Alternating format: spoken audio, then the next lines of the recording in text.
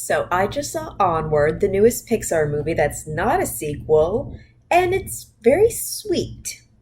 I wasn't really looking forward to it when I saw the trailer about the dad. Yeah, I thought that was like too weird of a move, but no, they didn't really focus so much on the dad as they focused on the two brothers, and not even the two brothers as much as they just kind of focused on the Andy Dwyer character. And for the most part, for the whole part, it was a very sweet movie. Is it an amazing movie that knocks me off my feet? No, it's very sweet. It does all the good stuff that Pixar can do. It does, but it's light. I mean, it's lovely. It keeps you interested. You care about the characters, but it's just kind of a sweet movie. Who do we have? Let's see. We have the youngest version of Spider-Man right now, Tom Holland. And honestly, his voice acting did not impress me. I feel like anybody could have played his character. He's just, that nervous little nerd who, he doesn't want to be there, but circumstances make him brave. And that's kind of it for him. I mean, you sympathize. Oh, yeah, I didn't get to meet my dad. Yeah, there are a lot of characters in the world of, storytelling and animation that have that problem. You're not that special kid. But his story, kind of like Merida and Brave, it's not so much about him getting what he wants as more as he learns to appreciate the people around him. I don't know, spoiler alert. But yeah. And him, unimportant to me, okay? I know he's protagonist because he's the kid and everyone likes Tom Holland. Heck, I liked Spider-Man Homecoming. I did, but that was mostly for the vibe of the movie. And yeah, he's a sweet kid, but his voice acting, the personality he tries to give this kid, yeah, not special, total cardboard. Anyone could have played him.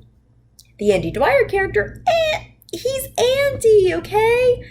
Chris Pratt, I mean, he kind of has this one, no personality sort of thing about him. I'm sure he's done more and other stuff, but he does have a charm about him. He has, this buddy quality that even if he's too dumb to live, there's something so optimistic about him that you just like.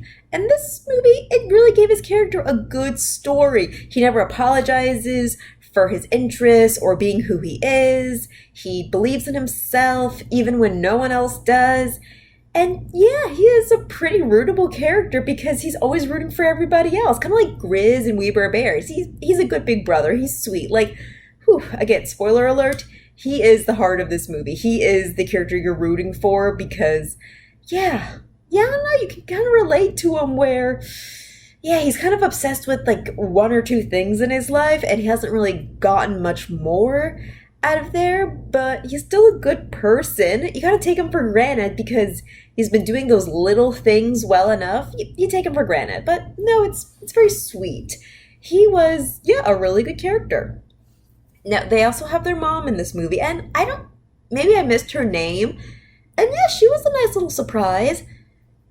The movie all takes place in one night, and it's just one night of her not really breaking the role of being a sweet mom. And from the very beginning, she's kind of like this whole, I don't really blink with crazy stuff happening because I raised two boys by myself. So yeah, she just kind of keeps going with it. It's like, okay, I gotta find my kids and nothing's stopping me. It's just cute mom worry for the most part and her staying on her toes. It's perfectly lovely. Okay, nothing. Yeah. And all the time she's talking about her kids and she's kind of rolling her eyes, but she's also really affectionate in her tone. It's really sweet. Yeah, I like the mom character very much. I like her surprising friendship with the Manicore. And the Manicore. Her breakdown when she was at her job was so relatable and funny. Oh, the poor woman. Octavia Spencer, this is so unlike you. And I found that really great. Oh, and I love how the Manicore has these big painted lips to make her really look like a woman. I mean, yeah, it would be so easy to just put eyelashes on her, but you really connect to her as a person with that lipstick. It's so cute. And yeah, then you have her crazy tale and how she's kind of rusty with the adventuring, but yeah, she missed it, and that was great. Let's see, other character, the mom's boyfriend is the centaur, and he kind of represents how the world feels. I mean, in the first 5 minutes of the movie, it's like, yay, Lord of the Rings, magic is cool. Oh wait, we learned electricity. We don't need magic anymore.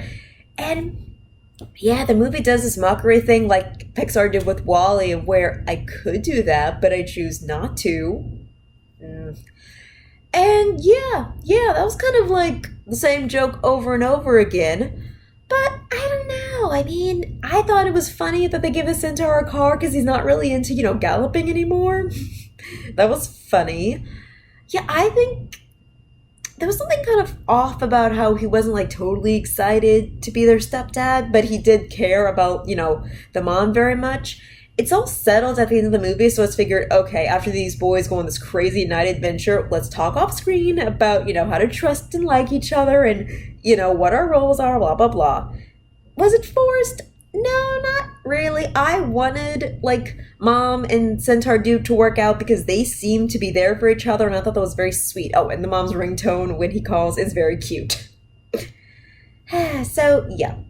Oh, and remember when there was that big advertisement about having a lesbian cop? Yeah, that's 3 seconds long, okay? It's 3 seconds. Really, what made her interesting was just the way they made her a cyclops, alright? Yeah, that is so wacky to me. Just like seeing her one big eye and her cute big nose, though all the characters have really big noses in this, it's not unlike Lilo and Stitch in that way. But yeah, that was cute. Like, just seeing all these, normal monsters dressed up in their everyday outfits, it's cute. It's what I miss about Monster High. Monster High Cyclops, they did a lot more animation because she was in a lot more fast pace of world, but this one's okay because her bore just one eye, it fit her character, it fit the role she was in, and that was all fine. And yeah, that's pretty much all the characters. Oh yeah, the dad character, he works more like a memory. It's all memory with him, and that's, yeah, kind of how it is.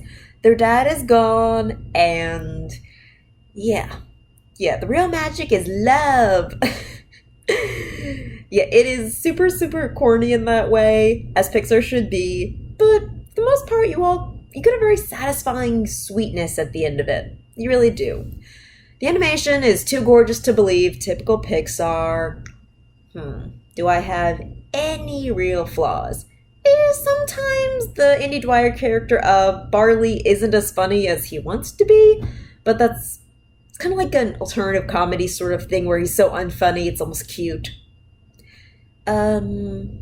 Yeah, I mean, I don't have any major complaints with it except that it wasn't wow.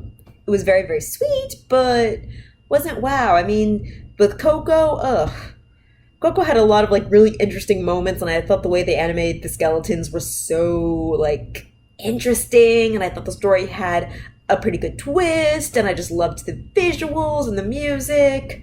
Yeah, with Coco, I give that an A++. This movie, a B-. Not because it's not good. I mean, it's unique. It takes a lot of really good conversations between the characters. It's sincere. It just didn't wow me story-wise. It was very sweet. It didn't fall into a lot of easy cliches. It just didn't wow me. But that's okay. I don't need to be knocked off my feet every time I see a movie. Just seeing this one pleasant movie that was an original script, that's nice enough for me. It really is. So, should you rush out to see Onward? No. But if you happen to come across it, you'll enjoy it. It's a very sweet movie.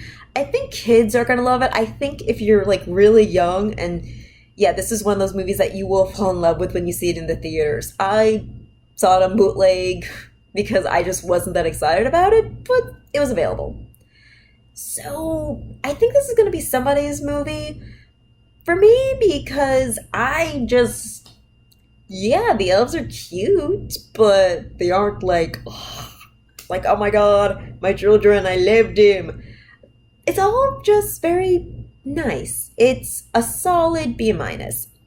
Do I recommend it? I recommend it if you're in the mood for something that's not too complicated. You just want a little joy, and if you have siblings, it's really a good sibling movie. It really is. Like, the sibling love is the best of it. Like Brave, you can get a little action with it, but you aren't going to see, like, the big wow character development like the trailer really, pushed for it. Just more sweetness and learning to appreciate your family. And that's all fine. That's all very, very nice. I think it's a nice movie. Nice, nice, nice.